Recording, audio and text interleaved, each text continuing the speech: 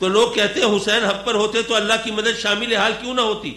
और फिर जैसे कि आमतौर पर होता है, आपने कहानियों में पढ़ा होगा, या अगर अल्लाह ने तौफीक दी हो तो टीवी ड्रामों में फिल्मों में देखा होगा कि जनाब कोई शख्स मुसीबत में है और वो जनाब हीरो है, तो उसके लिए पहले तो मसाइब आ रहे हैं, मुश्किलात आ रही हैं, और जनाब उनके साथी भी साथ छोड़ते जा रहे हैं और कुछ मरते जा रहे हैं, लेकिन रफ्ता रफ्ता कोई एकदम कोई एक टर्निंग पॉइंट आता है और जनाब हालात उसके हक में हो जाते हैं और वो हीरो बन के सामने आ जाता है। ऐसा होता है ना हमारी कहानियों में। लेकिन यहाँ पर करबला में तो ऐसा कोई टर्निंग पॉइंट भी नहीं आया। वो अपने भाई भतीजों और अपने भांजों के लाशें उठा रहे हैं, खुद अपने बच्चों के लहू में नहाए हुए वो लाशें उनके हाथों में हैं, और खुद आखिर में सर से कफन बांध के मैदान कारजार का रुख कर रहे हैं। लेकिन कहीं पे भी कोई ऐसी तब्दीली नहीं आई कि जिसको देख के जनाब जमाना एकदम वाह वाह करता कि जनाब देखिए कैसे तब्दीली आ गई। कुछ भी नहीं। तो अगर अल्लाह वो वाकई सीधे सच्चे रास्ते पर होते तो अल्लाह की तरफ से मदद शामिल हाल होती।